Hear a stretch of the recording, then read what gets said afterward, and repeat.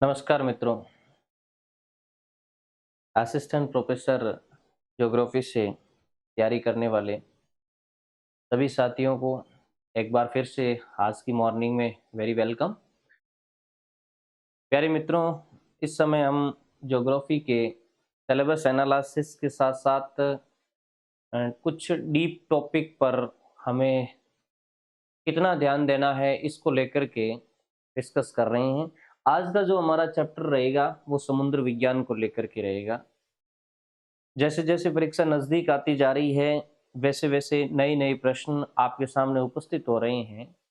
किस चीज़ को कितना पढ़े, किस तरीके से पढ़ें, टाइम मैनेजमेंट क्या रहेगा, कौन से टॉपिक पर हमें गहराई से पढ़ना है, किन्हें हमें सतह से पढ़ना है, ये सारी चीज़ें जैसे जैसे एग्ज़ाम नज़दीक आएगा वैसे वैसे आपके सामने आती जाएगी। आप घबराएं नहीं, आप अपनी स्ट्रेटजी के साथ बढ़ते रहिए, निश्चय ही आपको सफलता मिलेगी। आज हम समुद्र विज्ञान पर डिस्कस करेंगे कि कौन से चैप्टर हमारे सिलेबस के अंदर है और किस चैप्टर में हमें किस चीज़ पे थोड़ा ज़्यादा ध्यान देना है। हम सीधे हमारे टॉपिक पे आ जाते हैं। देखिए, सबसे पहला जो आपके सिलेबस में टॉपिक दिया है वो ओशन रिलीफ का दिया हुआ है। तो रिलीफ के अंदर उच्चावच को पढ़ा जाता है। उच्चावच के अंदर जो नीतल का फेस बना हुआ है उस फेस पर डिस्कस करना होता है। तो फेस में हमें क्या चीज़ ध्यान रखनी है? तो महासागरीय उच्चावच में आपको 4 चीज़ों को थोड़ा डीप से पढ़ना है। 4 चीज़ों में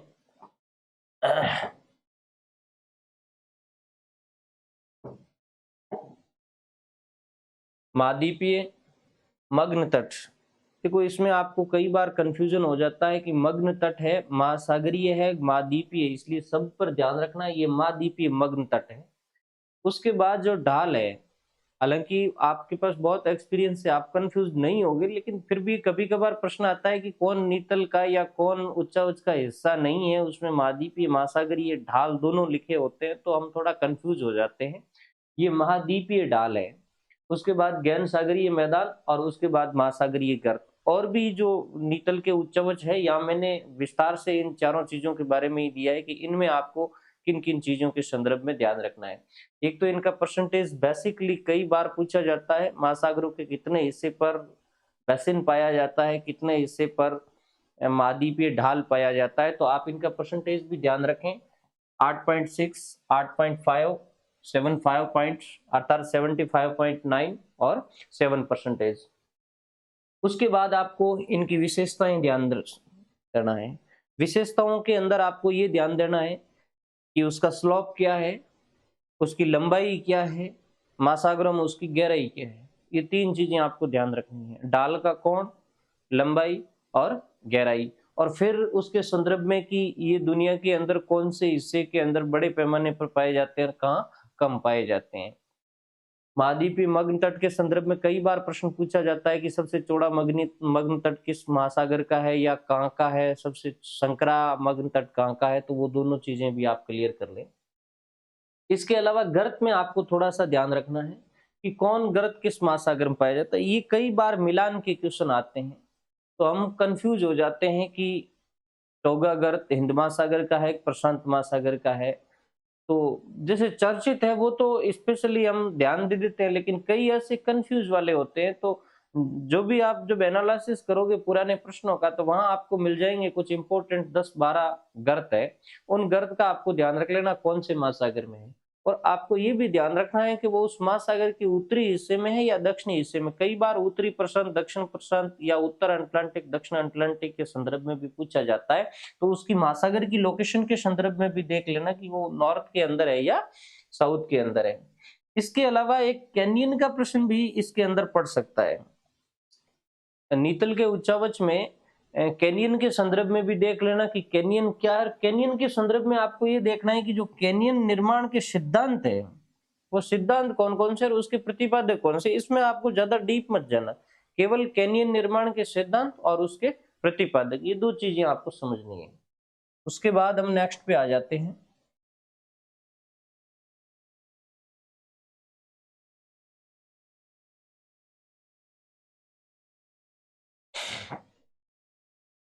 नेक्स्ट है विभिन्न महासागरों का नीतल, एक चैप्टर दिया हुआ है हिंद महासागर का, प्रशांत महासागर का और अटलांटिक महासागर का, उनका नीतल डिटेल से आपको पढ़ना है। तो उसमें आपको क्या क्या चीज पढ़नी है? सबसे पहले आपको ये ध्यान रखना है कि उसके अंदर पाए जाने वाले कटक और बेसिनों की क्या स्थिति है। देखो ये एक लंबा चैप्टर है, मैं ये नहीं कहूंगा कि आपको केवल यहाँ तक सीमित हो जाना, मैं केवल ये कह रहा हूँ कि इनमें से किन चीजों पे आपको ज्यादा जोर देना है। जब आप नीतल को पढ़ोगे तो अटलांटिक महासागर के बॉटम रिलीफ में आपको मग्न तट के बारे में भी देखना है, ढाल के बारे में भी देखना है, बेसिन के बारे में देखना है, कटक के बारे में, गर्त के बारे में, द्वीप के बारे में, बसिनों के बारे में, ये सारी चीजें आपको देखनी है। लेकिन किस चीज पे आपको ज्यादा जोर देना है? तो जहां तक मैं उचित समझता हूँ कि प्रत्येक महासागर के अंदर कटक और बेसिन पाए जाते हैं। बेसिन का मतलब मैदानी एरिया पाया जाता है। तो कटक और बेसिनों की स्थिति आपको अच्छी तरीके से देख लेनी है। एक थोड़ा मध्य अटलांटिक कटक है, उसको बड़े डिटेल से देखना है। मध्य अटलांटिक कटक के अलग अलग पार्ट है, तो उसमें से कौन सा पार्ट नॉर्थ के अंदर है और कौन सा पार्ट साउथ के अंदर है, बढ़िया डायग्राम बना लेना और उस डायग्राम की सहायता से उसको हल करना है कि ये उत्तरी गोलार्ध के अटलांटिक कटक के भाग है और ये दक्षिण गोलार्ध अटलांटिक कटक के भाग है। इसके अलावा गर्त और द्वीपों की जो स्थिति है वो भी आपको उत्तर और दक्षिण के संदर्भ में देखनी है। प्रत्येक महासागर के अंदर गहरे गर्त पाए जाते हैं, ये चीज मैंने आपको पूर्व में बता दी थी बॉटम रिलीफ के अंदर, कि प्रत्येक महासागर के अंदर गर्त किस हिस्से में पाए जाते हैं, नॉर्थ में है साउथ में है, ये चीज आपको ध्यान देनी जरूरी है। और द्वीपों का भी देखना जरूरी है। इसके अलावा गहरे गर्तों का क्रम का कई बार प्रश्न पूछा जाता है, जिसमें जो टॉप मोस्ट 7-8 गर्त है, उन गर्तों का क्रम यानी कौन ज्यादा गहरा है, कौन उससे कम गहरा है, फिर उससे कौन कम गहरा है, और उन जो 7-8 का आपका गर्त की जो गहराई है उसका भी आपको ध्यान रखना जरूरी है। कई बार मिलान का प्रश्न पूछ लिया जाता है, जैसे दे दिया मैरियाना दे दिया, फिलीपीन दे दिया, टोगा दे दिया और अन्य कोई गर्त दे दिया और उसके आगे है वो उसकी गहराई दे दी। तो आपको सारों की गहराई याद रखने की जरूरत नहीं है, आप जो टॉप मोस्ट 7-8 गर्त है उसकी आप गहराई याद कर लो, उसके बाद सारा है वो मामला सॉल्व हो जाएगा। उसके बाद आपको हिंद महासागर की कटके और द्रोणियों की स्थिति अच्छी तरीके से देखनी है, क्योंकि हिंद महासागर पड़ोसी महासागर है, कई बार पूछा जाता है। कार्लसबर्ग कटक के बारे में पूछा जाता है, 90 डिग्री ईस्ट रिज के बारे में पूछा जाता है। तो हिंद महासागर के कटकों और द्रोणियों, द्रोणियों का मतलब बेसिन जो बेल्ट पाए जाते हैं, मैदानी बेल्ट पाए जाते हैं उसके अंदर, उसकी स्थिति को आपको ध्यान रख लेना जरूरी है। ये हो गया महासागरों के नीतल के संदर्भ में। उसके बाद हम आते हैं उच्चतादर्शी वक्र के बारे में। कई बार बच्चे कहते हैं इप्सोमेट्रिक कर्व का सर चैप्टर कहीं मिलता नहीं है किताबों के अंदर, बहुत शॉर्ट में ले दिया जाता है इसकी परिभाषा। तो आपको जब शॉर्ट में किताबों में शॉर्ट में मिल रहा है तो आप उसको वाइड क्यों पढ़ रहे हैं? और वाइड पढ़ने का कोई औचित्य ही नहीं है, क्योंकि इप्सोमेट्रिक कर्व के बारे में आपको एक तो परिभाषा पूछी जाएगी।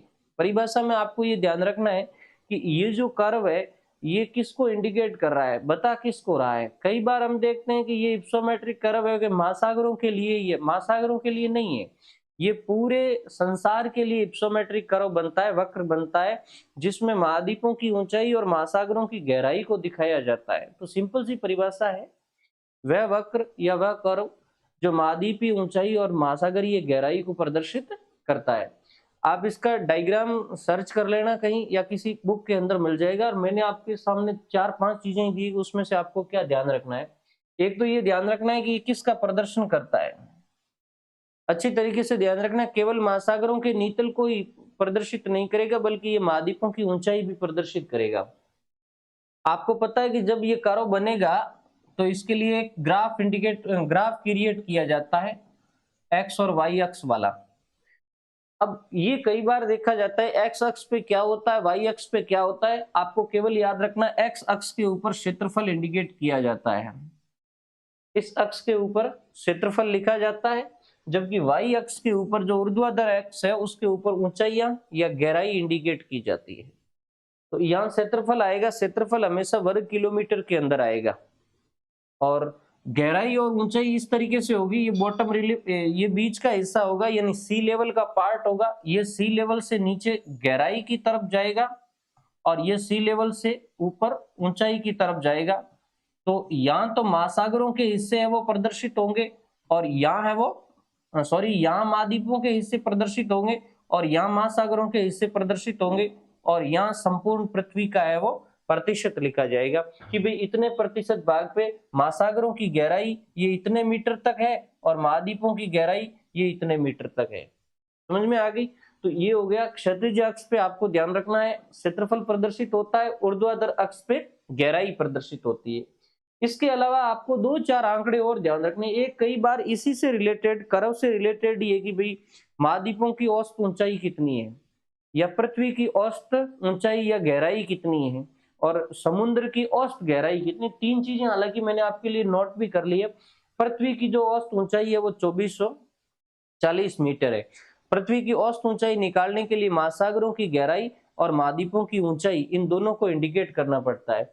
यदि महाद्वीपों की औसत ऊंचाई की बात करें 840 मीटर है, ये डेटा कई बार पूछा गया है एग्जामों में, और महासागरों की औसत गहराई की बात करें 3800 मीटर है, वो भी डेटा पूछा गया, उसको भी आपको ध्यान रखना है।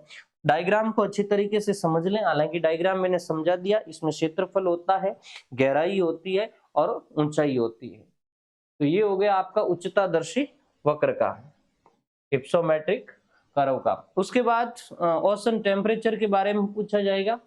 ओशन टेम्परेचर में आपको 3-4 चीजें ध्यान रखनी है। एक तो वितरण को प्रभावित करने वाले कारक, यानी महासागरों के अंदर टेम्परेचर के वितरण को प्रभावित करने वाले कारक, और एक इसका वितरण देखना है। वितरण में ऊर्ध्वाधर भी देखना है और क्षैतिज भी देखना है। कुछ चीजें मैंने आपको अलग से इंडिकेट की है कि महासागर या सागर की स्थिति और ताप भिन्नता से जुड़े हुए प्रश्न, कई बार आपने जब इसको डीप पढ़ा है ना, तो 2-4 चीजें आपके सामने आई होगी कि जैसे खुले महासागर, बंद महासागर, उच्च अक्षांशों के सागर और निम्न अक्षांशों के सागर, इनके टेम्परेचर में वेरिएशन रहता है, ऋतुवत वेरिएशन रहता है। प्यारे विद्यार्थियों, एक बार फिर से सुन लें, आपको ये ध्यान रखना है कि उच्च अक्षांशों के सागरों की सर्दियों में क्या कंडीशन रहती है, गर्मियों में क्या कंडीशन रहती है। देखो क्षैतिज और ऊर्ध्वाधर दोनों में आएगा, ये बहुत अच्छा डायग्राम बना करके इसको क्लियर कर लेना कि जो उच्च अक्षांशों के महासागर है उनकी सर्दियों में क्या कंडीशन रहेगी सरफेस में, और गहराई में जाने में क्या कंडीशन रहेगी।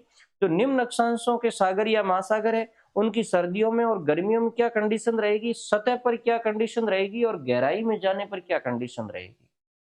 एक होता है बंद महासागर और बंद सागर और खुले सागर का कंसेप्ट।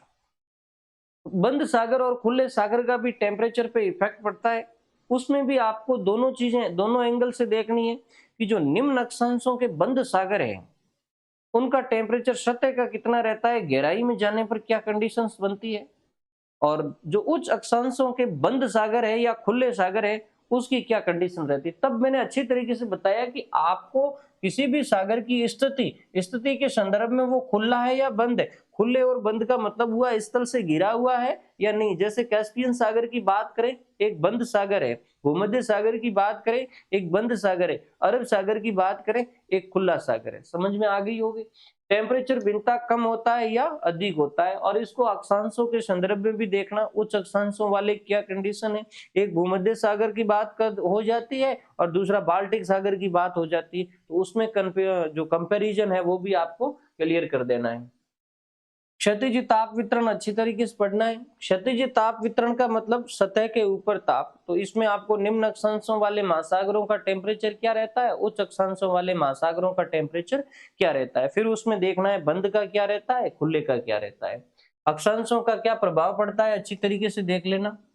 अभी मैंने निम्न अक्षांश उच्च अक्षांश की बात की।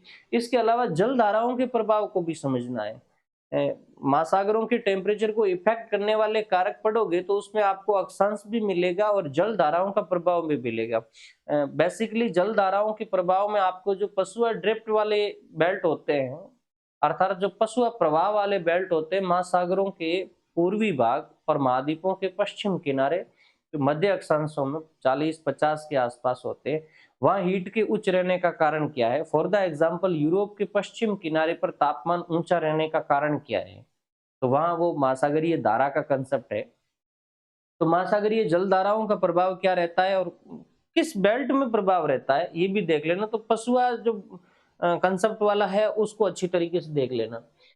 इसके अलावा तापमान का लंबवत वितरण का मतलब होता है गहराई के साथ वितरण। ये थोड़ा बहुत ही कंफ्यूजिंग मैटर है, क्योंकि ऐसा नहीं है कि जिस तरीके से एटमॉस्फेयर में ऊपर जाने पर एक पर्टिकुलर रेट से है वो टेम्परेचर गिरता है, उसी रेट से उसी तरीके से महासागरों के अंदर भी हर जगह पर्टिकुलर रेट से गिरेगा ये नहीं है, क्योंकि महासागरों के अंदर कहीं रेट गिरने की अलग है, जैसे निम्न अक्षांशों के अंदर अलग है और उच्च अक्षांशों के अंदर अलग है। तो ये थोड़ा जटिल मैटर है, किताबें इन पर बहुत कम ही लिखती है, इतने ज्यादा कोई गहरे प्रश्न भी नहीं आएंगे। क्या आपको ध्यान रखना, एक आपको थर्मोक्लाइन लेयर का ध्यान रखना। थर्मोक्लाइन लेयर क्या है और इसकी विशेषता क्या है। देखो किताबें, कई किताबों में 300 से 1000 किलोमीटर तक, 1000 मीटर तक लिखा हुआ है, कई किताबों में 500 से 1000 तक है।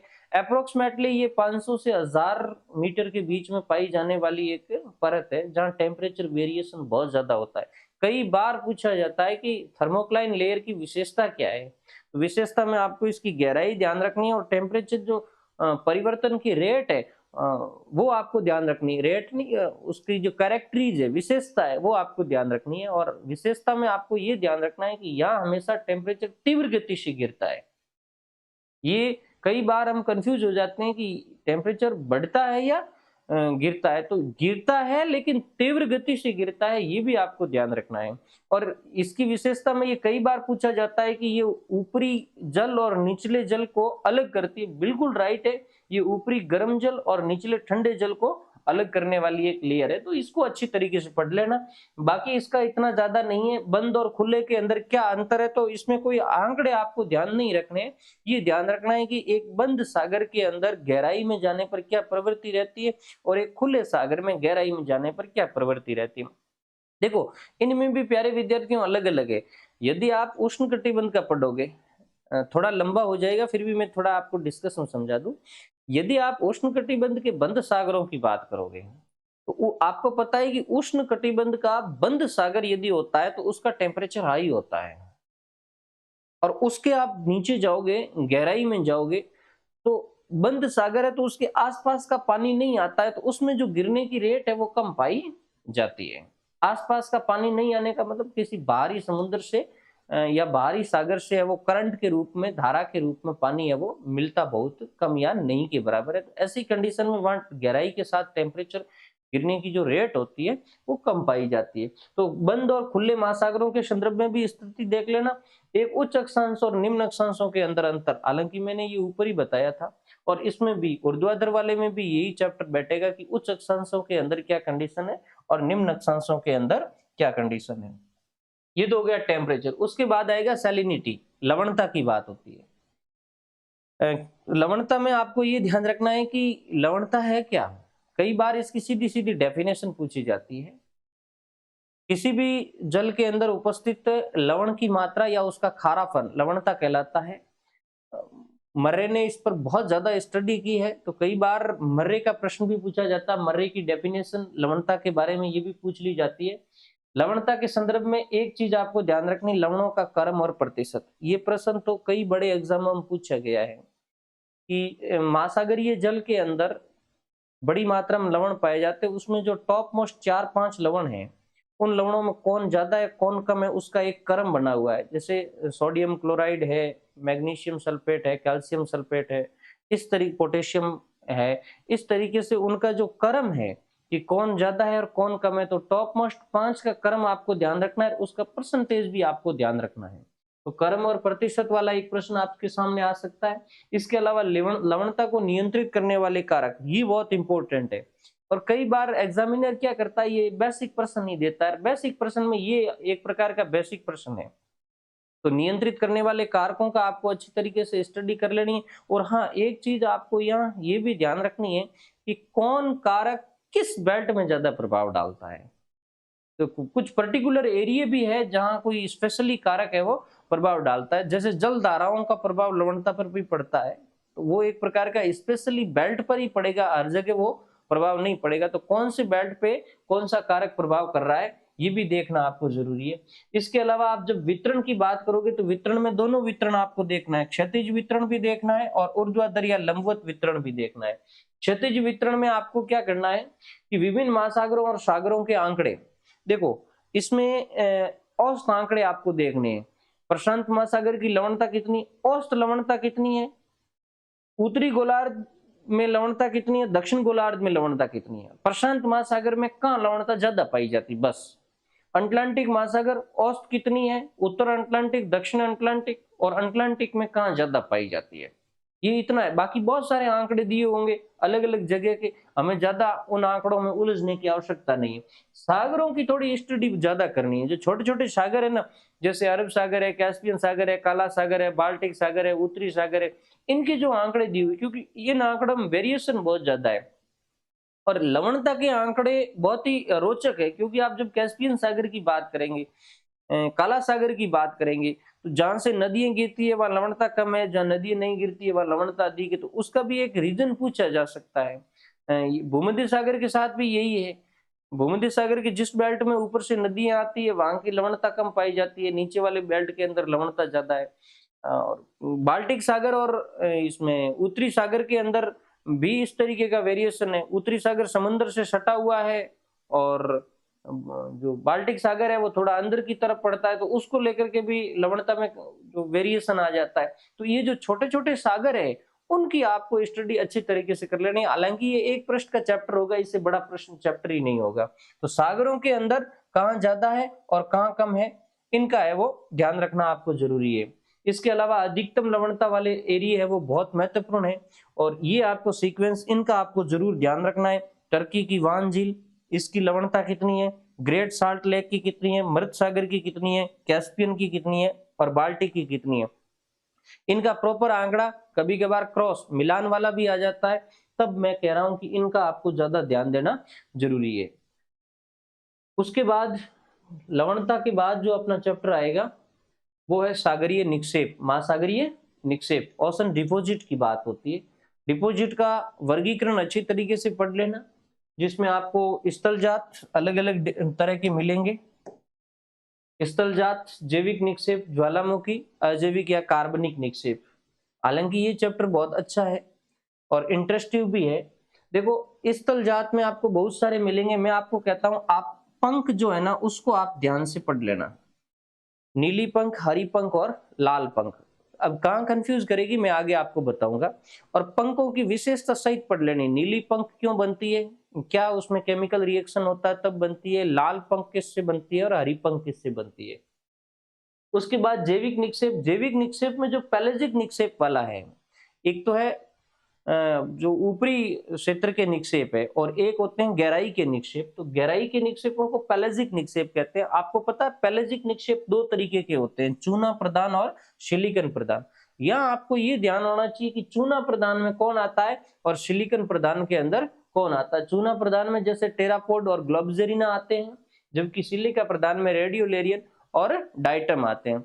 और इसका थोड़ा विस्तार से देख लेना कि ये दुनिया के अंदर कहाँ कहाँ पाए जाते हैं, यानी टेरापोड की स्थिति कहाँ मिलेगी ज्यादा, ग्लोब्जेरिना कहाँ मिलेगा ज्यादा, रेडियोलेरिया और डाइटम कहाँ मिलेगा। इसमें रेडियोलेरिया और ग्लेबोजेरिना का अच्छी तरीके से आपको स्टडी होना जरूरी है कि ये संसार में कहाँ कहाँ ज्यादा पाया जाता है। तब मैंने स्पष्ट लिखा है कि इनका विश्व वितरण अच्छी तरीके से समझ लेना। देखो यहाँ आप पंख में पढ़ोगे तो पंख में एक आएगा लाल पंख, लाल पंख, और इधर एक लाल मृत्तिका शब्द और आया है। ये दोनों अलग अलग है, कई बार हम कंफ्यूज हो जाते हैं, दोनों एक एक अलग है। लाल पंख का निर्माण होता है स्थलजात निक्षेपों के द्वारा, जबकि लाल मृत्तिका का निर्माण होता है अजैविक या अकार्बनिक तत्व के रूप में। महासागरों के आंतरिक भाग में ही उसका निर्माण होता है और विशेष प्रकार के खनिजों के द्वारा होता है। लाल मृत्तिका और लाल पंख अलग अलग जगह पाए जाते हैं, गहराई भी अलग अलग है, तो इनकी गहराई का भी ध्यान रखना।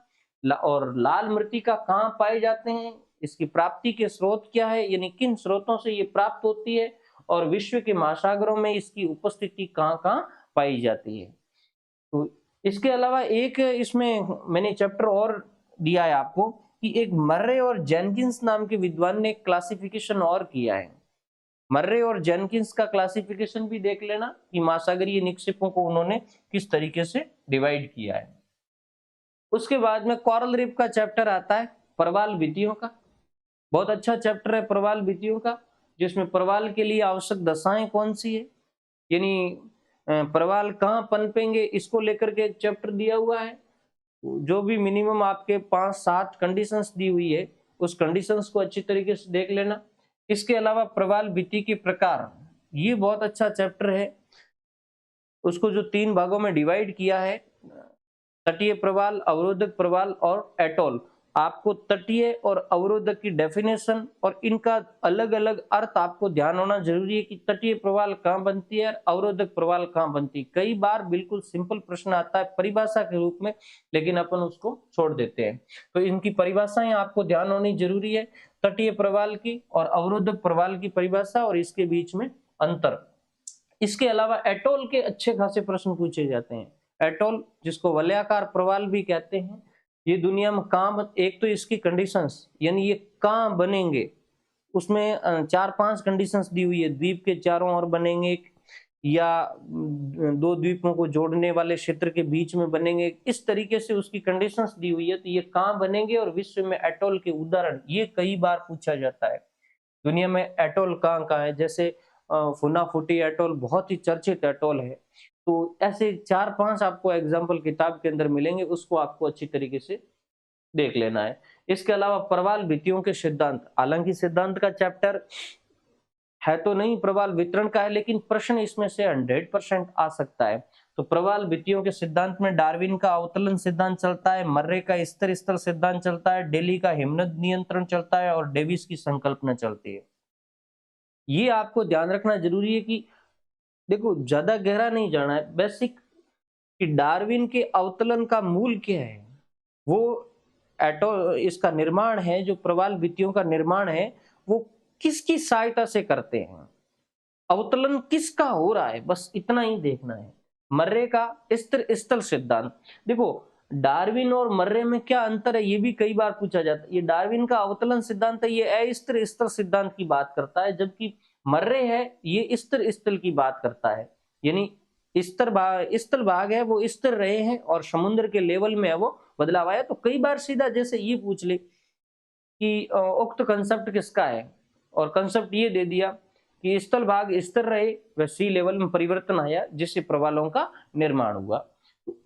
कंसेप्ट को जितना ज्यादा आप गहरा पढ़ोगे समझ में आएगा, लेकिन उसका जो मूल बेसिक क्या है उसको समझना जरूरी है। और डेविस की संकल्पना, हालांकि डेविस की जो संकल्पना है वो अवतरण पर ही आधारित है, इसलिए ज्यादा इसमें कुछ विशेष नहीं है। एक चैप्टर आता है प्रवाल विरंजन का, या प्रवाल विरंजन का मतलब प्रवालों का नष्ट होने की घटना।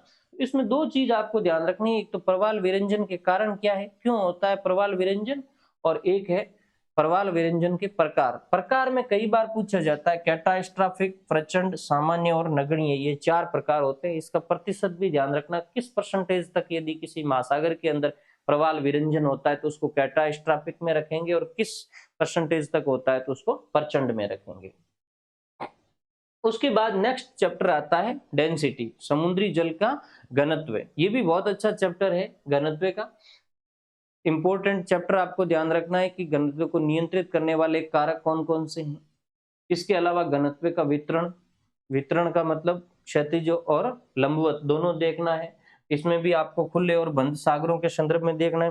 देखो तापमान, लवणता और घनत्व ये तीनों एक दूसरे से कोरिलेटेड है।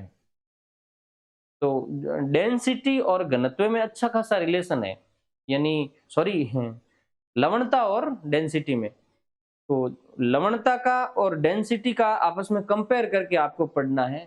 जहां लवणता ज्यादा मिलेगी वहां डेंसिटी भी ज्यादा मिलेगी। थोड़ा बहुत टेम्परेचर इसको इफेक्ट करेगा। तो हालांकि ये है वो लवणता से रिलेटेड ही एक प्रकार का चैप्टर है, फिर भी आपको ये ध्यान रखना है खुले महासागरों में, बंद महासागरों के संदर्भ में घनत्व की क्या स्थिति है।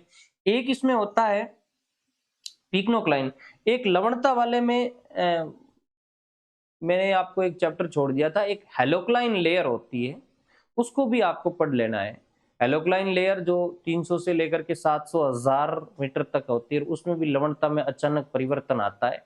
वो नीचे की लवणता वाले क्षेत्र और ऊपर के लवणता वाले क्षेत्रों के बीच में एक परिवर्तन बेल्ट का काम करती है। तो और इसमें जो घनत्व वाला चैप्टर है इसमें पिग्नोक्लाइन लेयर होती है, और उस पिग्नोक्लाइन लेयर की स्थिति कहाँ है और उसकी विशेषता क्या है और इसको कौन पैदा करते हैं, ये चीजें देख लेनी है, यानी उस परत को पैदा करने वाले कारक।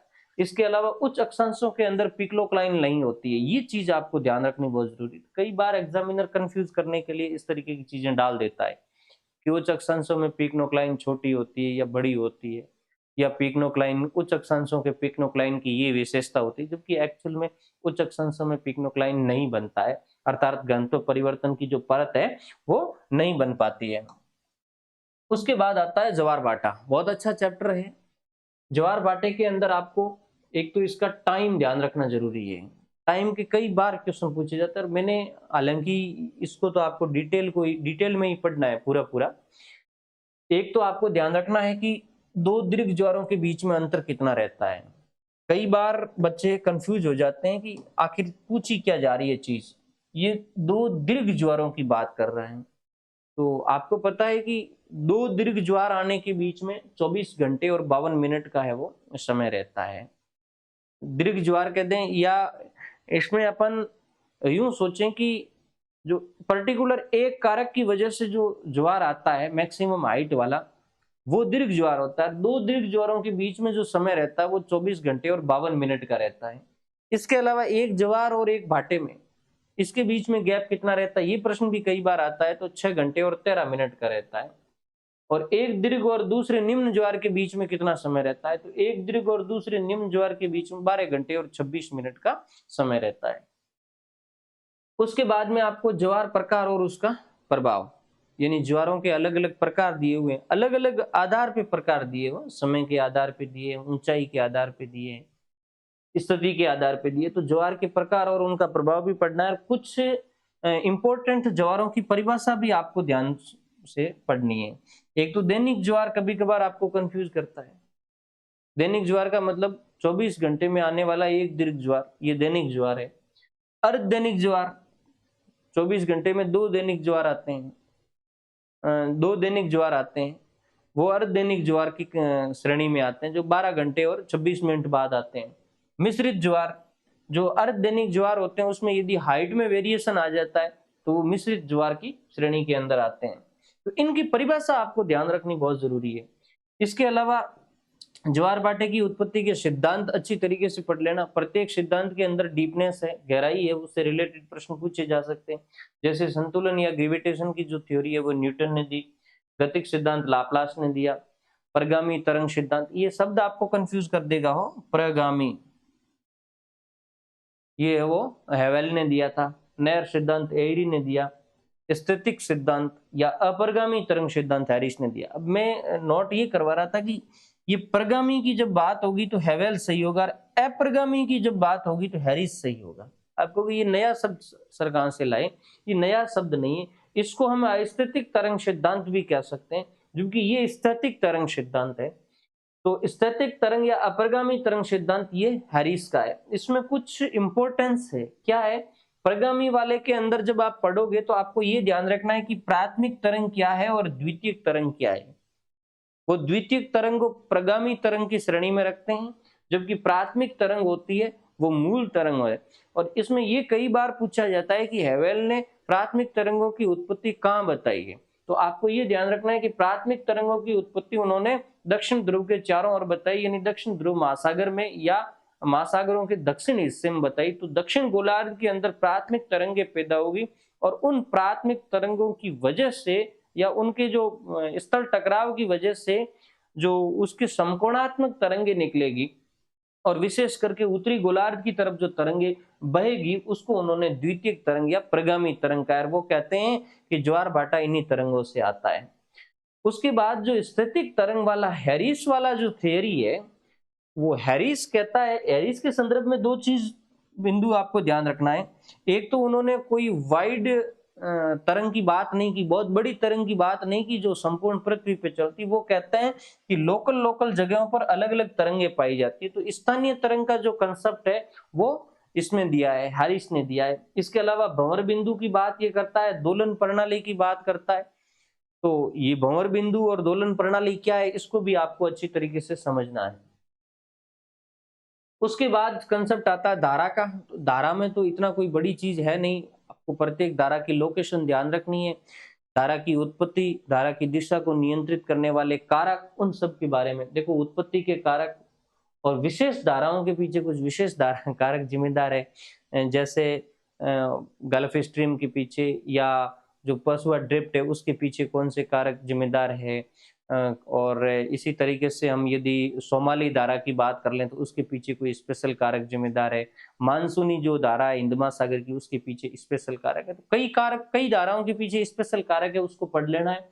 इसके अलावा एक देखो, उत्पत्ति को प्रभावित करने वाले कारक अलग है और दिशा को नियंत्रित करने वाले कारक अलग है। तो कई बार क्या होता है कि एग्जामिनर प्रश्न तो ये देता है कि जो ओशियन करंट है, धारा की उत्पत्ति को प्रभावित करने वाले कारक कौन से हैं, तो वहां वही कारक आपको इंडिकेट करने हैं जो उत्पत्ति के लिए ही जिम्मेदार है। जैसे पवन उत्पत्ति के लिए जिम्मेदार हो गई, कोरियोलिस फोर्स है वो डायरेक्शन के लिए जिम्मेदार है और उत्पत्ति के लिए भी जिम्मेदार है। लेकिन कई बार एक आता है तट की स्थिति, तो तट की स्थिति पैदा नहीं, मतलब धाराओं को पैदा नहीं करती, तट की स्थिति उसकी दिशा को प्रभावित करती है। तो तट के या महासागरों के अंदर पाए जाने वाले द्वीप है, तो वो है वो दिशा को नियंत्रित करते हैं। तो आपको किताब में बकायदा दिया होगा कौन दिशा को नियंत्रित करते हैं और कौन है वो उत्पत्ति को, वो भी क्लियर कर लेना। गर्म और ठंडी जल धाराएं महासागरों के अनुसार पढ़नी है। और इसका एक जो चीज है ना, धाराओं का मानचित्र अच्छी तरीके से पढ़ लेना। ये मैंने नोट करवाया आपको, जो गायर्स बनते हैं, गायर्स का मतलब जो चक्र बनता है ना धाराओं का, दुनिया के अंदर 5 गायर्स पाए जाते हैं। नॉर्थ अटलांटिक गायर्स, साउथ अटलांटिक गायर्स, उत्तरी प्रशांत का गायर्स और दक्षिण प्रशांत का गायर्स और हिंद महासागर का गायर्स।